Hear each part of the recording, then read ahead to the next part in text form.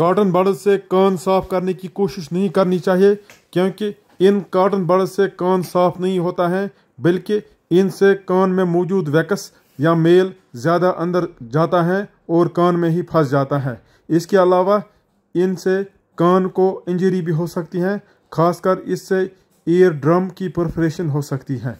इसके अलावा कॉटन बड और तीलियों से कान को छेड़छाड़ करने से कान में इन्फेक्शन के चांसेस भी बढ़ जाते हैं। कान को सेफली साफ करने के लिए ये कैमरा और लाइट वाला ईयर क्लीनर या वैक्स क्लीनर आया है। ये डिजिटल ईयर क्लीनर है। इसको तेज़ लाइट और अच्छा कैमरा भी होता है। इसको वाईफाई के ज़रिए मोबाइल ऐप के साथ कनेक्ट किया जाता है। मोबाइल ऐप का नाम एंडोस्कोप टूल है, जो प्ले स्टोर पे फ्री अवेलेबल है। एक हाथ से इसको कान में डालना है, दूसरे हाथ से मोबाइल पकड़ के ये देखना है कि ये वैक्स क्लीनर कहाँ पहुँच गया और देख के सफाई करनी है। हालांकि एक शख्स दूसरे का कान भी साफ कर सकता है, लेकिन ये अपने लिए बनाया है। इससे पहले लोग दूसरे लोगों से कान की सफाई कराते थे, लेकिन इस दौरान एक इंसान डरता था कि सफाई करने वाला मत कान का पर्दा परफोरेट करेगा। कैमरा के बगैर लाइट वाले कान साफ करने के स्कूप्स भी मार्केट में अवेलेबल हैं। ये खाली 50 रुपये में मिलते हैं। हालांकि इससे दूसरे बंदे की सफाई हम आसानी के साथ कर सकते हैं, लेकिन अपनी सफाई खुद नहीं कर सकते हैं, क्योंकि एक इंसान अपना कान खुद नहीं देख सकता है कैमरा के बगैर। इस लाइट वाले ईयर क्लीनर से मैंने बहुत सारे बच्चों को कान भी साफ किए हैं। कई बच्चों को कान से मैंने इसके ज़रिए माला भी निकाला। इसके अलावा एक बच्चे को कान से मैंने 2-3 मरी हुई मक्खियाँ भी निकाली। कान से जो हम निकालते हैं, जिसको हम मेल बोलते हैं, असल में ये मेल नहीं होता है, ये वैक्स होता है। इसको फ़ायदा भी है। ये सबको निकालने की ज़रूरत नहीं है।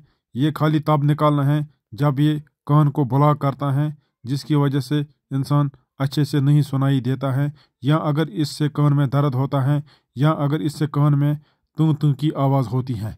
ये कान का वैक्स इंसेक्ट्स को रिपेल करता है और इसकी वजह से कान में इंसेक्ट्स और माइक्रोब्स दाखिल नहीं होते हैं और इन्फेक्शन के चांसेस भी कम हो जाते हैं। ये कान की कैनाल को अंदर से नरम और ताज़ा रखता है और कान को अंदर से खुश्क नहीं होने देता है, और इसकी वजह से ही कान में खुजली नहीं आती है। इसके अलावा ये डस्ट और पोल्यूटेंट्स को भी ट्रैप करता है। कुछ लोगों को कान का मेल हार्ड हुआ होता है, उनको हम 2-3 दिन कान के ड्रॉप्स वैक्स क्लीनर डालते हैं। इसके बाद ये कान का मेल खुद निकल जाता है जब इंसान सर को पिलो पे नीचे रखता है, या अगर किसी को ये खुद नहीं निकलता है तो 2-3 दिन के बाद हम इनको ये निकाल सकते हैं। जब इंसान चबाता है तो हड्डियों की मूवमेंट्स की वजह से कान में मौजूद वैक्स खुद बाहर आ जाता है। इसके अलावा ये वैक्स गर्द और बाकी फ्लूटेंट्स को भी अपने साथ सफाई करके लाता है। इस तरह ये वैक्स कान को खुद साफ करता है। अगर कान में कोई इंसेक्ट जाता है तो उस वक्त पैनिक नहीं होना चाहिए। उस वक्त उस वाले कान को नीचे रखना चाहिए और सर को आहिस्ता आहिस्ता हिलाना चाहिए।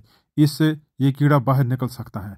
अगर ये कीड़ा खुद बाहर नहीं निकलता है तो कान में नीम गर्म तेल डालना चाहिए। सफोकेशन की वजह से ये कीड़ा बाहर आ जाएगा।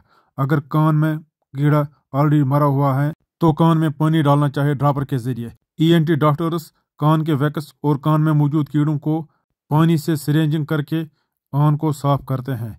नीडल निकाल के सिरेंज के जरिए कान में जोर से पानी भर दिया जाता है। कान की दीवार को छिड़का जाता है, डायरेक्ट पर्दे को नहीं। वैक्स के नीचे से